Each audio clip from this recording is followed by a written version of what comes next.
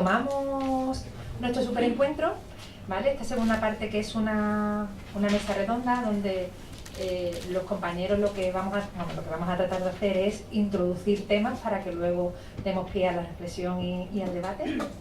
Y vuelvo a coger la chuletita para que no se me olvide nada y presento a mis compañeros, estimados compañeros y amigos, la primera que va a intervenir es la profesora Marcia Amaral, de la Universidad Federal de Santa María.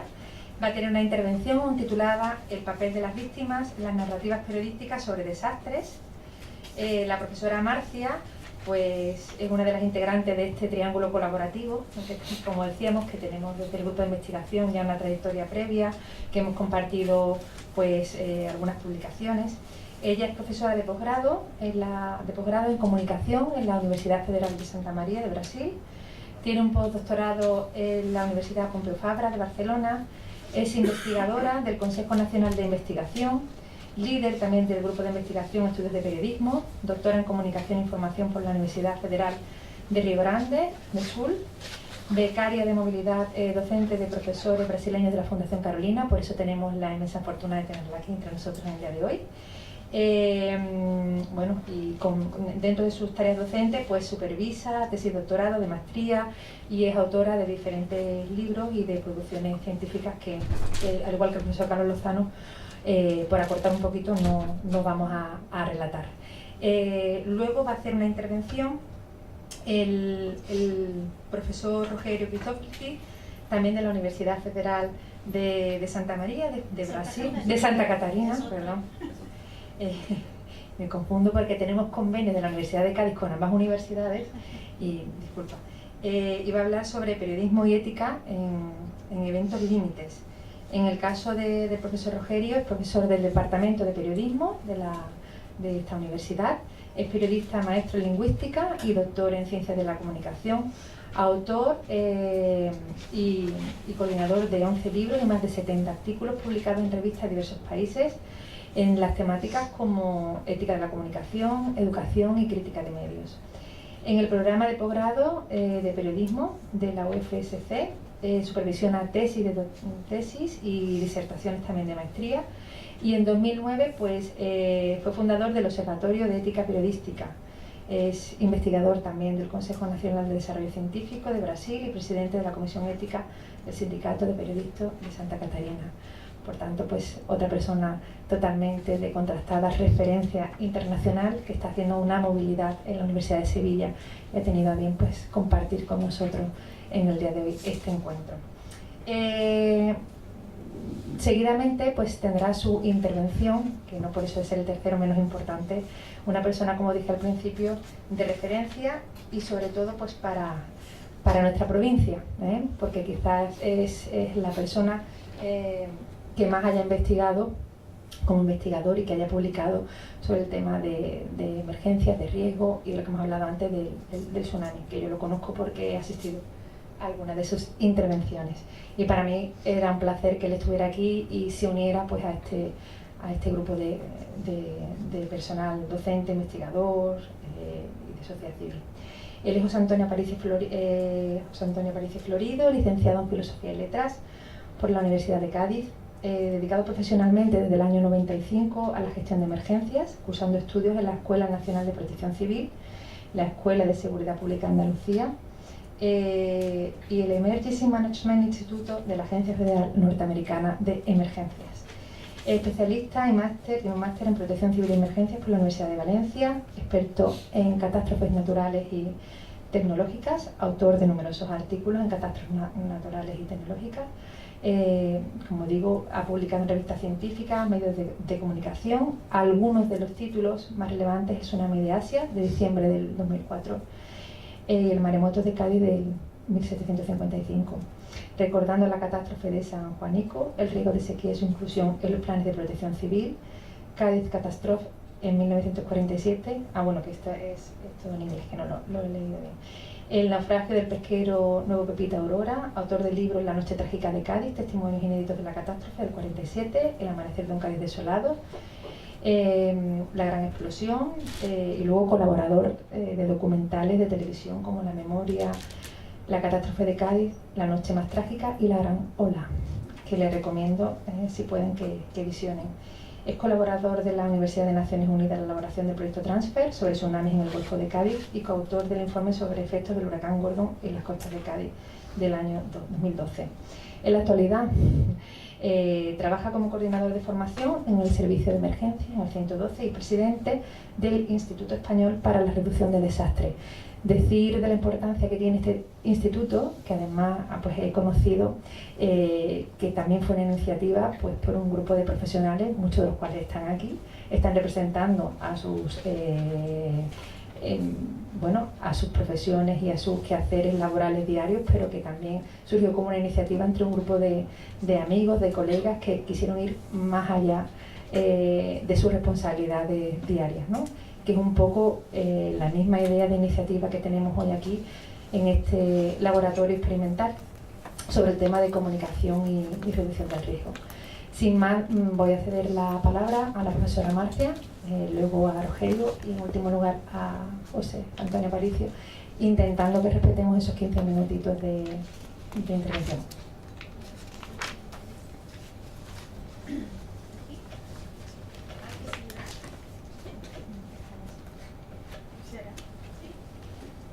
Buenos días. Primeramente, agradezco la Fundación Carolina que me permitió estar aquí por intermedio del programa de movilidad académica y la acogida aquí en Index, en la Universidad de Cádiz. Y me gustaría de saludar especialmente a la profesora Mercedes Díaz Rodríguez y Esther Puertas, que viabilizaron mi llegada hasta UCA. Y estoy aquí porque para nosotros, en nuestro programa de posgrado, es muy importante la colaboración internacional, la suma de saberes, la circulación de profesionales, estudiantes y profesores. Como nuestro tiempo es muy limitado, voy directamente a mi ponencia. Participo, soy líder de un grupo de investigación llamado Estudos de Periodismo, que ha investigado o discurso, as narrativas periodísticas, o periodismo amarillo e, sobretudo, a cobertura de desastres, a representação das vítimas, o rol de los testigos e de los testemunhos neste tipo de cobertura. Creio que são, por lo menos, 4 instâncias involucradas na comunicação de desastres. Uma instância intrainstitucional, dentro das instituições, uma instância interinstitucional, que é o que estamos fazendo aqui, nos comunicando entre instituições, uma instância comunitária e uma instância midiática. E hablo desde o ponto midiático, desde o ponto do periodismo, do lugar do periodismo. Nossas investigações han partido de 2 interrogações. Primeira, que hace o periodismo com os desastres? E que deveria fazer o periodismo com os desastres nestes momentos? Segundo, que fazem os desastres com o periodismo? Como professora de grado de periodismo, como Carlos estava dizendo, é importante falar de periodismo de qualidade, mas sobretudo de periodismo possível, de periodismo real, viável, que ocorre em condições de produção muito específicas. Por outro lado, quando estamos falando de desastres, estamos falando de diferentes classes de hechos. Os desastres são muito diferentes, de diversas ordens. Em Brasil, por exemplo, cerca de 70% de los desastres estão associados a excesso de água, a inundações, escorregamentos de terra, desplazamentos de terra. Em sua maioria, em Brasil, os desastres são causados pelo risco da ocupação de áreas suscetíveis. Ou seja, por problemas de vulnerabilidades sociais, de vulnerabilidades ambientais. É diferente, por exemplo, de tsunami. É uma outra classe de hechos. Pero em Brasil também há outras classes de desastres que, por certo, puderam acompanhar recentemente. Hablo desde uma cidade, Santa Maria, onde ocorreu incêndio em uma casa noturna que chamava Kiss, que matou 242 jóvenes há 6 anos. 117 destes jóvenes eram de minha universidade, eram nossos alunos em uma cidade de 300.000 habitantes. Por outro lado, recentemente, a maior companhia mineira de Brasil foi responsável por outra classe de tragédias. Por 2 vezes, nos últimos anos, a ruptura de uma represa de líquidos residuais de mineração criou um descomunal rio de lodo, de lama, que arrasou tudo que se encontrou a seu passo, terminando com rios, com animais, com pueblos. E neste mais recente, mais de 300 mortos. Há mais de 300 mortos. Assim, nossas investigações tratam desses temas. Trago, então, algumas conclusões que hemos chegado em diferentes investigações acerca desses desastres. A primeira, um desastre sempre abre um campo problemático, que talvez só pode ser compreendido a partir de sua eclosão. Por mais que queiramos prevenir, sempre há algo que não nos damos conta. Os desastres são multicausais, nunca são naturais em si, ou solamente ou unicamente naturais. Sempre involucram diferentes vulnerabilidades. Muitas vezes, como El Katrina, nos Estados Unidos, são bastante seletivos, incluso em termos de classes sociais. Assim, cada acontecimento é muito particular, é irrepetível e tem um poder de afetação muito diferente. Então, é possível dizer que um desastre convoca passados e futuros para sua explicação, nem sempre imaginados em sua totalidade por nós outros, por mais que queiramos fazê-lo. Segunda questão importante, as condições de produção do discurso periodista acerca de um desastre são muito específicas. E aqui hago um pouquinho de defesa do periodismo, que creio que também faz parte de nosso debate. Que há uma dificuldade de cobertura muito grande. Há uma dificuldade de organização simbólica desse caos que mencionou Carlos. Há uma pressão por audiência, o fetiche da velocidade, do em vivo, dos testemunhos dramáticos, e há também a explotação das vítimas, do discurso das vítimas, da lágrima das vítimas. Nós outros periodistas não temos nem informação nem tempo para dedicarmos-nos a uma cobertura de qualidade. A investigação periodística, a apuração, como se diz em Brasil, se dá em tempo real. Isso é muito difícil. Se poner em um lugar de periodista é muito difícil. Pero mesmo em difíceis condições, a cobertura necessita mudanças de paradigma, evidentemente. As investigações mostram que como espetáculo o periodismo se sale muito bem, pero como serviço público, que é, há que questioná-lo. Tentamos então reflexionar acerca da ideia de que o periodismo necessita aprender com a comunicação do risco. Sobretudo, oferecer ao público uma estrutura de inteligibilidade distinta acerca do tema. O problema é que o periodismo tem uma cultura muito distinta da comunicação de risco, porque há as lógicas comerciais, as outras lógicas que interferem na cobertura periodística. Necessitamos, é claro, sair de uma cobertura de enquadros paralisantes para uma cobertura mobilizante, que também dê conta de outros critérios de noticiabilidade, como, por exemplo, a necessidade de tornar notícia as dificuldades da maioria da população em las cidades, em las grandes cidades, a necessidade de relacionar com a vida cotidiana, trazer, por exemplo, os acordos internacionais, o marco de Sendai para a vida real, para os exemplos cotidianos, a necessidade de tornar visível as informações acerca do câmbio climático, que são muito difíceis também para o periodismo, porque sequer os científicos, por vezes, conseguem explicar ou dizer isto é por câmbio climático. São exemplos muito difíceis de se associar diretamente, por exemplo, ao câmbio climático. O paradigma da cultura dos desastres, então, necessita ser cambiado para a cultura da promoção, da prevenção, com tudo que isto involucra, incluso a construção social de percepção de riscos. Isto pressupõe um periodismo involucrado, local, com participação social, e creio que estamos muito lejos disto. pelo menos em Brasil estamos. Por outro lado, há a necessidade de ampliação deste eje temporal da cobertura. O tempo presente ordena a cobertura periodística. Para que o periodismo haga alguma diferença nestes eventos limites, necessita cambiar suas relações com este eje temporal, de a hora, do dia de desastre. O rol do periodismo não é irse, não é desligar as câmeras, e sim é quedar, é não permitir o silêncio em el momento pós-desastre. Os reportagens necessitam mover-se para o passado e para o futuro. O acontecimento não pode ser cerrado em seu período mais agudo. Então, a cobertura mediática não deveria ser instantânea nem episódica. Esta cobertura compassada, com o tempo cronológico do desastre, por vezes paralisia, anestesia e, a vezes, oculta a compreensão acerca dos riscos e das vulnerabilidades involucradas.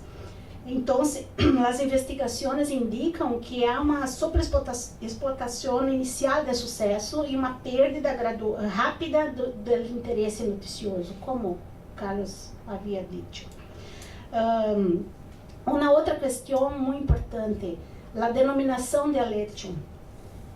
A maneira como chamamos o hecho, chamamos o acontecimento, já enquadra, de alguma maneira, constrói o acontecimento. Como nombramos o que se passa? Como classificamos o que se passa? É desastre? É desastre natural? É acidente? É crime? É crime socioambiental? O que é que passa? Em Brasil se chama o que ocorreu com as mineradoras de tsunami, mas não é tsunami. É tsunami provocado por el hombre, por la ganância, por uma forma de explotação já superada. Então, a cobertura não somente revela estes campos problemáticos, pero participa de sua construção. Outro momento muito importante para os desastres é a busca das causas.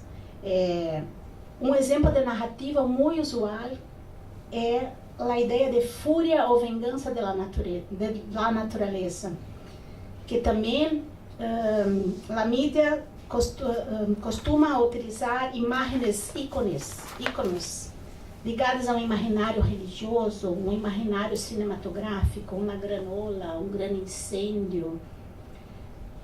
O periodismo elige muitas vezes a força da natureza como o fio condutor em detrimento de aspectos relativos ao ambiente ou às vulnerabilidades sociais. Muitas narrativas nos remitem à noção do desastre como uma agressão hecha por agentes externos. O rio invadiu, a chuva matou. Outro ponto muito sensível da cobertura é a eleição das fontes periodísticas.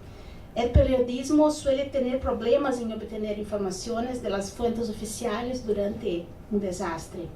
A interpelação de agentes da defesa civil ou promoção civil, dos bombeiros, por exemplo, traz problema de ordem de interrupção do trabalho de resgate e salvamento. As fontes do mundo da política, das instituições, do poder público não suelen manifestar-se, tendo em conta a provisionalidade das informações e a necessidade de huir suas próprias responsabilidades. E, nestes casos de Brasil, isso é muito claro. Además, há uma quietude política. Os políticos desaparecem ou se dedicam a apontar causas superficiais ou gerenciais para o ocorrido. As críticas e questionamentos suelen serem hechos por los expertos. Nossas investigações han mostrado isto. Os expertos são muito importantes na cobertura. As informações das fontes expertas são muitas vezes os melhores recursos de los periodistas. Por outro lado, não há o hábito de consultar, por exemplo, fontes que poderiam dar outras dimensões para o desastre, como, por exemplo, os científicos sociais, os sociólogos. O periodismo necessita ampliar seu rol de fontes periodísticas. Finalmente, me gostaria de subrayar o papel dos afetados. Um hecho, um acontecimento acontece com pessoas, faz parte de uma experiência personal que o periodismo intenta transformar em experiência coletiva. Sabemos que uma experiência traumática é inenarrável em sua totalidade. Pero os afetados diretamente e os testigos têm um alto grau de confiabilidade para reconstruir o hecho. São muito importantes para reconstruir o que ocorreu. Sin embargo, nossas investigações mostram que a eles não é dado nenhum protagonismo. O periodista utiliza um relato espetacular que intenta humanizar, pero de maneira descontextualizada, sem contexto. E nesse primeiro momento, toda a manifestação que revela inconformidade, tensão, é controlada para que nos saque o foco do principal, o sensacional, perdão. Normalmente posturas mais ciudadanas, posturas reivindicativas de las vítimas, sobreviventes ou de los cidadãos são desviadas, são silenciadas. As notícias se utilizam das manifestações de los afectados que dizem respeito a emoções como aflição, terror, tristeza, todas de âmbito individual. E o periodismo dá visibilidade excessiva a pessoas em momentos vulneráveis, pero de maneira muito limitada. Em muitos casos, os afetados sequer são identificados. Surgem em las notícias como superviventes, moradores, e solamente isto. Em outras, são culpados de viver em lugares vulneráveis. Está aí porque quer estar aí. Porque não encontrou onde viver e volviu a uma área vulnerável, por exemplo. Uma última etapa da cobertura, mediaticamente hablando, é a superação individual.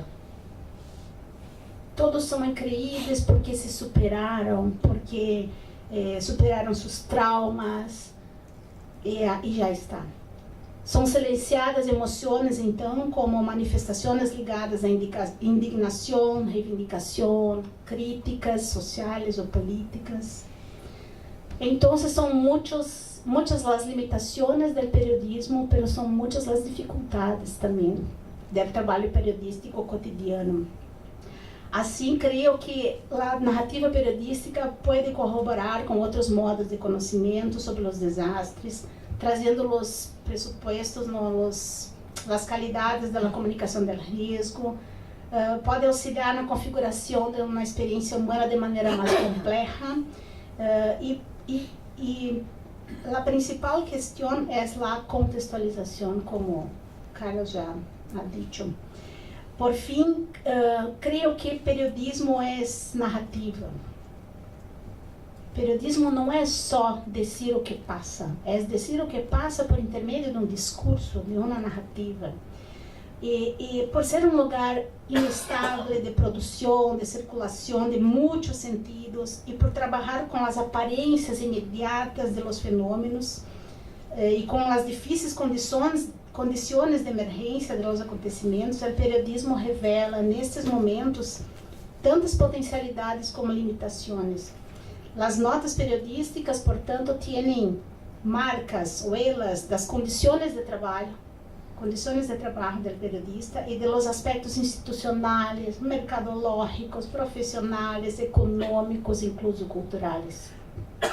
A suma de todos esses fatores cria modos específicos de narrar, como Carlos nos mostrou em sua intervenção. E, portanto, se são modos de narrar, se são narrativas, há como cambiá-las. Há como contar de uma outra maneira. Há como contar para além do espetáculo. E creio que a cobertura de qualidade de desastre, a cobertura informativa de qualidade, só existe com uma rede de instituições. Não se hace isto solamente, só o periodismo não consegue fazer isso, não é viável. Uma comunicação de risco necessita articulação de várias instituições. E creio que aqui estamos dando um passo, porque me quedei muito feliz de ver que há pessoas de diversos setores e que não estamos falando somente de periodismo, mas sim de periodismo involucrado com a sociedade, com as pessoas que estão diretamente trabalhando com a defesa civil, com os bombeiros. Creio que esta é a maior lição, maior aprendizagem que podemos ter, que o periodismo solamente nesses casos, ele solo não faz nada. E que as condições de trabalho dos periodistas são muito difíceis. Não quer dizer que não podemos melhorar o trabalho, mas solamente o periodismo não hará nada. Há que criar uma rede de instituições que planeje esta informação antes, durante e depois de los desastres. São 3 momentos muito distintos e muitas ações muito distintas, antes, durante e depois. Creio que então este seminário é um primeiro passo e espero que nossa colaboração pueda ser incrementada nesse sentido e que, apesar de que são desastres muito diferentes, há coisas em comum que podemos aprender uns com os outros. Creio que é isto para falar rapidamente. Gracias. Y un aplauso, muchísimas gracias a nuestra compañera Elena Marcia. Creo que ha hecho una intervención brillante, tanto en síntesis como en los contenidos. Ha resumido muy bien y ha seguido un poco la línea de Carlos. Trabajamos juntos há muito tempo. Voy a pedirle también que aproveche este momento para presentar rápidamente el libro que ha coordinado, que es un libro muy interesante en el que afortunadamente hemos podido participar algunos de los investigadores que estamos aquí, y para que se lo apunten y a ver cuándo salga pues puedan hacernos un seguimiento. Bueno, en el mes de abril estamos lanzando en conjunto el grupo de investigación Mediación Dialéctica de la Comunicación con el profesor Carlos Lozano Asensio de Madrid. El libro Periodismo y Desastres, Múltiples Miradas, organizados por mí y por Carlos, que tendrá también un capítulo de Esther Puertas Cristóbal, de UCA aquí. Y este libro será lanzado por el editorial de la Universidad Abierta de Cataluña y la Universidad Autónoma de Barcelona. Entonces es uma parceria, um trabalho conjunto. Foram invitados, además de los membros de los 2 grupos de investigação, 3 investigadores de 7 universidades de Brasil, Espanha, México e Portugal. E os capítulos se propõem a realizar uma análise crítica da cobertura e também señalam algumas direções para um enfoque periodístico de qualidade. Então, alguns desastres foram abordados, como o desastre de La Guatequís, em Santa Maria, os incêndios em Portugal, o terremoto de México, a tragédia em Santa Maria em Brasil de Mariana, os huracanes em Caribe e Flórida. Há um aporte são 8 capítulos com relatos sobre a cobertura em diversos momentos. Então, creio que assim que esteja listo, haremos a divulgação de como obter o livro, porque não saberia dizer agora, mas creio que será uma obra importante, incluso para fortalecer nosso grupo, nossas preocupações e nossas parcerias institucionais. Bien.